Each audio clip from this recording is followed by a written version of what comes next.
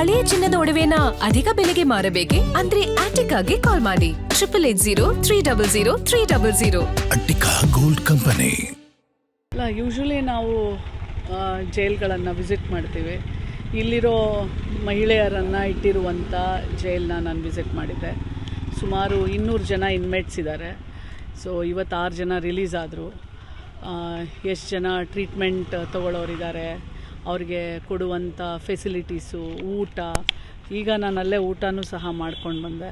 ಅಂದರೆ ಅವರಿಗೆ ಕೊಡುವಂಥ ಊಟನೇ ನಾನು ಊಟ ಮಾಡಿದೆ. ಮತ್ತು ಅವ್ರು ಸ್ಟೋರ್ ಮಾಡಿರೋ ಪ್ರತಿಯೊಂದು, ಅವ್ರಿಗೆ ಕೊಡುವಂಥ ಸಾಬೂನು, ಪೇಸ್ಟು, ಅವರು ಸ್ಟೋರ್ ಮಾಡಿರೋಂಥ ಊಟ, ಧಾನ್ಯಗಳು ಪ್ರತಿಯೊಂದು. ಮತ್ತು ಅಲ್ಲಿರೋರು ಎಷ್ಟೋ ಜನರಿಗೆ ಪಬ್ಲಿಕ್ ಪ್ರಾಸಿಕ್ಯೂಟ್ರ್ ಕೊಟ್ಟಿರ್ತಾರೆ. ಕರೆಕ್ಟಾಗಿ ಇದೆಯೋ ಇಲ್ವೋ, ಅವ್ರ ಕಡೆ ಹೋರಾಟ ಮಾಡೋರು ಕರೆಕ್ಟಾಗಿರಬೇಕು, ಇಲ್ಲದೇ ಇದ್ದರೆ ನಾವು ಚೇಂಜ್ ಮಾಡಬೇಕು. ಎಷ್ಟೋ ಜನಕ್ಕೆ ಸೆಕ್ಯೂರಿಟಿ ಅಂದರೆ ಶ್ಯೂರಿಟಿ ಕೊಡೋ ಫಂಡ್ ಇಲ್ಲದೆ ಬೇಲ್ ಆಗಿದೆ ಅಥವಾ ಅಕ್ವಿಟ್ ಆಗಿದ್ದಾರೆ, ಆದರೆ ದುಡ್ಡು ಕಟ್ಟಲಾರ್ದೇ ಎಷ್ಟೋ ಜನ ಒಳಗಡೆ ಇದ್ದಾರೆ. ಆಮೇಲೆ ಮತ್ತು ಪುಟ್ಟ ಮಕ್ಕಳು ಒಂದು 8 ಜನ ಇದ್ದಾರೆ ಮೇಡಮ್, 10 ಜನ ಚಿಕ್ಕ ಮಕ್ಕಳಿದ್ದಾರೆ. ಬಟ್ ತುಂಬ ಖುಷಿ ಏನಂತಂದರೆ, ನಾನು ನಮ್ಮದು ಅಂಗನವಾಡಿ ಇರುತ್ತಲ್ಲ, ಅಲ್ಲೂ ನಮಗೆ ಟೀಚರ್ಸು ಸರಿಯಾಗಿ ಕೆಲವೊಂದು ಅಂಗನವಾಡಿಗಳಲ್ಲಿ ಟೀಚರ್ ಅಪಾಯಿಂಟ್ಮೆಂಟ್ ಇರಲ್ಲ. ಬಟ್ ನಾನು ಇಲ್ಲಿ ನೋಡಿದಾಗ ಇಲ್ಲಿ 3-4 ಜನ ಟೀಚರ್ಸ್ ಇದ್ದಾರೆ. ಆ ಮಕ್ಕಳಿಗೆ ಹೇಳ್ಕೊಡ್ತಾ ಇದ್ದಿದ್ರಿ. ಆ ಮಕ್ಕಳು ನನ್ನ ಜೊತೆ ಇಂಗ್ಲೀಷು, ಕನ್ನಡ, ಅದು ಸೌತ್ ಆಫ್ರಿಕನ್ನು, ನೈಜೀರಿಯನ್ಸು ಎಲ್ಲ ಇದ್ದಾರೆ.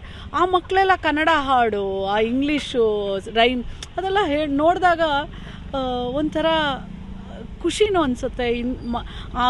ಮಕ್ಕಳಿಗೆ ಇಲ್ಲಿ 6 ಇಯರ್ಸ್ ತನಕ ಮಕ್ಕಳನ್ನ ಇಟ್ಕೊಳ್ತಾರೆ. 10 ಜನ ಮಕ್ಕಳಿದ್ದಾರೆ. ಮತ್ತು ನಮ್ಮ ಕರ್ನಾಟಕದವ್ರೂ ಭಾಳಷ್ಟು ಜನ ಇದ್ದಾರೆ. ನಿಮ್ಗೆ ಗೊತ್ತಿರುತ್ತೆ, ನೀವು ಹೋಗಿದ ತಕ್ಷಣ ಅವರು ಕಣ್ಣಲ್ಲಿ ನೀರು, ಭಾವನಾತ್ಮಕವಾಗಿ ಜೈಲೊಳಗಿದ್ದವರು ಹೇಗೆ ಅಂತ ನಿಮಗೆ ಗೊತ್ತಿರುತ್ತೆ.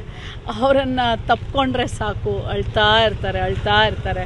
ಒಂಥರ ನನಗೆ ಈ ಜೈಲ್ ವಿಸಿಟ್ಟು ಒಂದು ಭಾವನಾತ್ಮಕವಾದಂಥ ಒಂದು ವಿಸಿಟ್ ಆಯಿತು.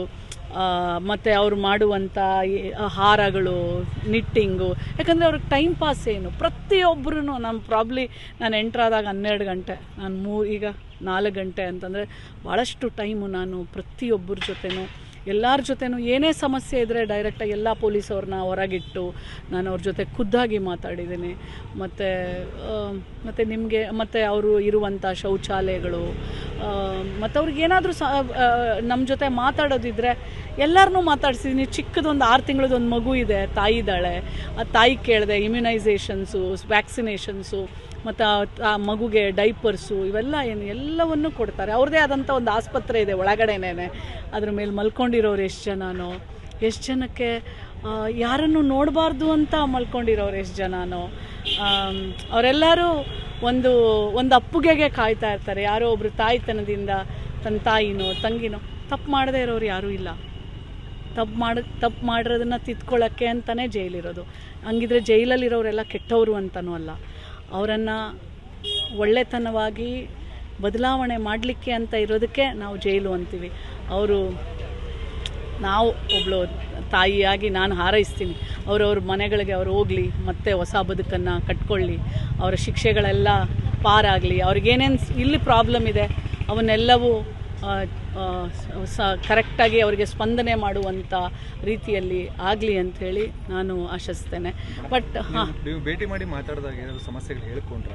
ಅಂದರೆ ಜೈಲು ಒಳಗಡೆ ಈ ಥರದ್ದು ಆ್ಯಕ್ಚುಲಿ ನೀವು ಹೊರಗಡೆ ಇರ್ತೀರಾ, ನೀವು ಅಲ್ಲಿ ಒಳಗಡೆ ಹೋದಾಗ ನಿಮ್ಗೆ ನಿಜವಾಗ್ಲೂ ಗೊತ್ತಾಗುತ್ತೆ ಎಷ್ಟು ಶ್ರಮ ಇದೆ. ಈವನ್ ಜೈಲ್ ಅಧಿಕಾರಿಗಳದು ಅಷ್ಟೊಂದೆಲ್ಲ ಕಾಪಾಡ್ಲಿಕ್ಕೆ, ಸ್ವಚ್ಛತೆಯಿಂದ ಹಿಡ್ಕೊಂಡು. ಅವ್ರು ಹೇಳಿದ್ದು ನನಗೆ ಒಂದೇ ಸಮಸ್ಯೆ, ಅವ್ರು ಹೇಳಿದ್ದು ಸೊಳ್ಳೆ. ತುಂಬ ಸೊಳ್ಳೆ ಇದೆ ರಾತ್ರಿಯೆಲ್ಲ. ಆಮೇಲೆ ನಮಗೆ ಈ ಜೈಲ್ ಅಧಿಕಾರಿಗಳಿರ್ತಾರಲ್ಲ, ಅಂದರೆ ಎಲ್ಲ ಜೈಲರ್ಸ್ನ ನೋಡ್ಕೊಳ್ಳೋಕೆ ನಮ್ಮ ಪೊಲೀಸ್ ಇರುತ್ತಲ್ಲ, ಅವರ ಸಮಸ್ಯೆನೂ 78 ಜನ ಹೆಣ್ಮಕ್ಳಿದ್ದಾರೆ. ಸೊ ಅವ್ರನ್ನೂ ಸಹ ನಾನು ಮಾತಾಡಬೇಕಾದ್ರೆ ಅವ್ರದ್ದು ಸ್ವಲ್ಪ ಕೆಲವೊಂದು ಸಮಸ್ಯೆಗಳಿತ್ತು. ಅಂದರೆ ರಾತ್ರಿ 10 ಗಂಟೆಗೆ ಶಿಫ್ಟ್ ಮುಗಿಯುತ್ತೆ, ಅಲ್ಲಿಂದ ಇಲ್ಲಿ 2 ಕಿಲೋಮೀಟ್ರಿಗೆ ಬಸ್ ಬಂದು 11 ಗಂಟೆಗೆ ಮೆಟ್ರೋ ಹಿಡ್ಕೊಂಡು 12 ಗಂಟೆಗೆ ಮನೆಗೆ ಹೋಗಿ ಅದರಲ್ಲಿ ಬಸ್ರಿದೀರಿದ್ದಾರೆ. ಅವ್ರದ್ದು ಕೆಲವಾರು ವಿಚಾರಗಳಿದ್ವು, ಅದನ್ನು ಸಹ ನಾನು. ಮತ್ತು ಈ ಶ್ಯೂರಿಟಿ ಏನು ಸಿಗದೆ ಹೋಗಿ ಇಲ್ಲೇ ಉಳ್ಕೊಂಡಿದ್ದಾರೆ. ಎಸ್ಪೆಷಲಿ ಹೊರಗಡೆ ದೇಶದವ್ರಿಗೆ ಸ್ವಲ್ಪ ಶ್ಯೂರಿಟಿ ಜಾಸ್ತಿ ಇದೆ. ಹಂಗನ್ಬಿಟ್ಟು ನಾವು ಇಟ್ಕೊಳ್ಳೋಕ್ಕಾಗತ್ತಾ? ಅದಕ್ಕೇನಾದರೂ ನಾವು ಮಾಡಲೇಬೇಕಲ್ಲ.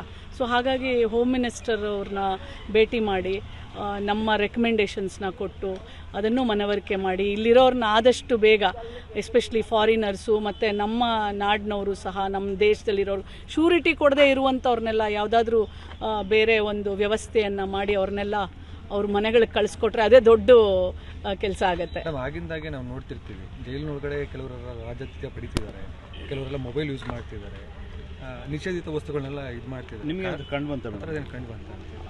ನಾವು ಬರೀ ಕೇಳ್ತೀವಷ್ಟೇ. ಅಲ್ಲಿ ಯೂಸ್ ಮಾಡಿ ಈಗ ನಾವು ಒಬ್ಬರ ಮೇಲೆ ನನಗೆ ಕಂಡು ಬಂದಿಲ್ಲ, ಇದು ಸತ್ಯ, ಕಂಡು ಬಂದಿಲ್ಲ. ನೀವೆಲ್ಲ ಏನು ಕೇಳ್ತಿದ್ದೀರಾ ಅಂತಲೂ ನನಗೆ ಗೊತ್ತು. ನೋಡಿ, ಅಲ್ಲಿ ಆ ಹೆಣ್ಮಗಳು ಇದ್ದಿದ್ದ ಸ್ಥಿತಿ ಹೇಳಬಾರ್ದು, ತುಂಬ ಮೆಂಟಲಿ ಡಿಸ್ಟರ್ಬ್. ಎಲ್ಲರ ಜೊತೆ ಮಾತಾಡಿದ್ದೀನಿ. ನಮಗೆ ಪವಿತ್ರ ಗೌಡ ಅಥವಾ ಇನ್ನೊಬ್ರು ಯಾರೋ ಹೆಣ್ಮಗಳು ನನಗೆ ವ್ಯತ್ಯಾಸ ಇಲ್ಲ. ನಾನು ಅಫ್ಕೋರ್ಸ್ ನನಗೆ ಒಂದು ಮಗಳ ಸಮಾನ, ಯಾರೇ ಆಗಲಿ ನಾನೊಬ್ಳು ತಾಯಿ ಹಾಗೆ. ಸೊ ನಾನು ಹೇಳಿದ್ನಲ್ಲ, ತಪ್ಪು ಮಾಡಿದ್ದಾರೆ ಅಂತಂದ ತಕ್ಷಣ ನೀವು ತಪ್ಪು ಮಾಡಿಲ್ವಾ ಅಂದರೆ ಜೈಲಲ್ಲಿರೋರೆಲ್ಲ ಕೆಟ್ಟವರು ಅಂತಲ್ಲ. ಇಲ್ಲಿ ಬಂದಿರೋದು ಅವರು ಕಾನೂನು ಪ್ರಕಾರ ಅವ್ರಿಗೆ ಏನೇನಾಗುತ್ತೆ ಅದು ಆಗತ್ತೆ. ಆದರೆ ಇಲ್ಲಿ ನನಗನ್ಸಿದ್ದು ಮಹಿಳೆಯರು ತುಂಬ ಭಾವನಾತ್ಮಕ ಜೀವಿ. ಸೊ ಹಾಗಾಗಿ ಅವ್ರಿಗೆ ಏನೆಲ್ಲ ಕಾನೂನು ನೆರವು ಸಿಗಲಿ, ಅವರು ಹೊರಗೆ ಎಲ್ಲರೂ ಬರುವಂಥದ್ದು. ಎಲ್ರಿಗೂ ಲೈಫ್ ಪ್ರಿಸನ್ಮೆಂಟು 14 ಇಯರ್ಸ್ ಇರುತ್ತೆ. ಅದರಲ್ಲಿ ಹೆಣ್ಮಕ್ಳಿಗೆ ಇದೆಲ್ಲ ಕನ್ಸೆಷನ್ ಹೋಗೋ 10 ವರ್ಷ ಇರುತ್ತೆ. ಅಂಥವರೆಲ್ಲ ಹೋಗಲಿ. ಬರೀ ಪವಿತ್ರ ಗೌಡನೇ ಅಲ್ಲ, ಎಲ್ಲರೂ ನನಗೆ ಒಂದೇ. ಅಲ್ಲಿ ಎಲ್ಲರನ್ನು ತಬ್ಬಿ ಅವರನ್ನು ಸಂತೈಸಿ ಆಯೋಗದ ಅಧ್ಯಕ್ಷೆ ಅಂದರೆ ನಾವು ಏನು ಕೊಡೋಕ್ಕಾಗೋದಿಲ್ಲ. ಆದರೆ ನಾವು ಅಲ್ಲಿ ಹೋದಾಗ ಯಾರಿರಲ್ಲ ಅವರಿಗೆ ನನ್ನವರು ಅಂತ. ನೀವು ಅವರನ್ನು ಹಿಂಗೆ ತಪ್ಕೊಂಡಿದ್ದ ತಕ್ಷಣವೇ ಫಸ್ಟು ರಿಯಾಕ್ಷನ್ನೇ ಅವ್ರ ಅಳು.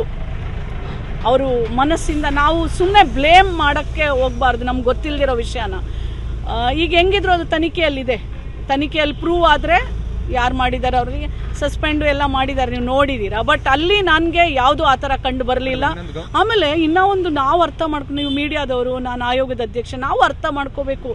200 ಜನ 250 ಜನ ಇರ್ತಾರೆ, ಒಬ್ಬೊಬ್ಬರು ಗಾರ್ಡ್ ಮಾಡ್ತಿರ್ತಾರೆ, ಒಬ್ಬೊಬ್ಬರು ಸೂಪರ್ವೈಸರ್ ಇರ್ತಾರೆ. ರಾತ್ರಿ ಒಂದು ಕಣ್ರೆಪ್ಪೆನೂ ಹಿಂಗೆ ಆಡ್ಸೋಕ್ಕಾಗಲ್ಲ CCTV. ಯಾಕಂದರೆ ಯಾರೋ ಒಬ್ರು ಏನೋ ಹೆಚ್ಚು ಕಡಿಮೆ ಆಯಿತು ಅಂತಂದರೆ ಇವ್ರ ಜಾಬಿಗೆ ಕುತ್ತು ಬರುತ್ತೆ, ಇವರು ಲೈಫ್ಗೆ ಕುತ್ತು ಬರುತ್ತೆ.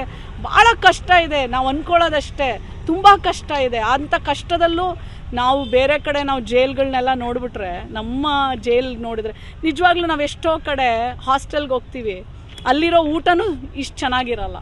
ನಾನು ಊಟ ಮಾಡಿದ್ದು ಅವ್ರು ಕೊಟ್ಟಿರೋ ಮುದ್ದೆ, ಅವ್ರು ಕೊಡೋ ಅನ್ನ, ಅವ್ರು ಕೊಟ್ಟಿರೋ ಸಾರು, ಇದೇ ನಾನು ಊಟ ಮಾಡಿದ್ದು. ಎಷ್ಟು ಅವರವರೇ ಮಾಡ್ತಾರೆ. ತುಂಬ ಅಂದರೆ ಏನು ಅವರು ನೋಡಿ, ಶಿಕ್ಷಣ ಸ್ಕೂಲ್ ಥರ ಲೈಬ್ರರಿ ಇದೆ, ಎಲ್ಲವೂ ಇದೆ. ಅಂದರೆ ಅವರೂ ಒಂಥರ ಬಂಧನಕ್ಕೆ ಒಳಗಾಗಬಾರ್ದು ಅನ್ನೋ ಒಂದು ಏನೇನೆಲ್ಲ ಮಾಡಬೇಕು ಅವರು ಮಾಡಿದ್ದಾರೆ. ಏನಾಗುತ್ತೆ, ಇಷ್ಟೊಂದೆಲ್ಲ ಸಾವಿರಾರು ಜನ ಇರಬೇಕಾದ್ರೆ ಒಂದು ಎರಡು ಆ ಥರ ಲೋಪ ಆಗಿರ್ಬೋದು, ನಮಗೆ ಗೊತ್ತಿಲ್ಲ. ಬಟ್ ಇಲ್ಲಿ ನಾನು ಕಂಡಂಗೆ ಯಾವುದೂ ಇಲ್ಲ. ಹುಷಾರಿಲ್ಲ ಅಂತ ಯಾರಿಗೆ? ಅಲ್ಲಿ ಆಸ್ಪತ್ರೆನೇ ಇದೆಯಲ್ಲ, ಅಲ್ಲಿ ಅವ್ರದ್ದೇ ಒಂದು ಹೆಣ್ಮಕ್ಳಿಗೆ ಸ್ಪೆಷಲ್. ನೀವು ಅವರೊಬ್ಬರನ್ನೇ ಕೇಳಬೇಡಿ ಆ ಥರ. ಯಾಕೆ ನಾನು ನಿಮ್ಗೆ ನೀವೆಲ್ಲ ನನ್ನ ಅಣ್ಣ ತಮ್ಮದಿರು ಹೇಳ್ತೀನಿ ಕೇಳಿ. ಏನಾಗುತ್ತೆ, ಅವರು ಒಂದಕ್ಕೆ ಪನಿಷ್ಮೆಂಟ್, ಈಗ ಒಳಗೆ ಹೋಗಿರ್ತಾರೆ. ನಾವು ಈ ಥರ ಎಲ್ಲ ನಾವು ಮಾಧ್ಯಮದಲ್ಲಿ ಸುಳ್ಳು ನಿಜಾನೋ ನಮಗೆ ಗೊತ್ತಿರಲ್ಲ, ಅದನ್ನೆಲ್ಲ ಮಾಡ್ತೀವಲ್ಲ, ಅದು ಇನ್ನೂ ಮಾನಸಿಕವಾಗಿ ಅವರನ್ನು ಕೊಂದಾಕ್ಬಿಡುತ್ತೆ. ನಾವು ಮಾಡಬಾರ್ದು. ನಿಜವಾಗ್ಲೂ ನಾನು ಹೇಳೋ ಪ್ರಕಾರ ಕಾನೂನು ಇದೆಯಪ್ಪ ಶಿಕ್ಷೆ ಕೊಡಲಿಕ್ಕೆ, ನಾವು ಯಾರು?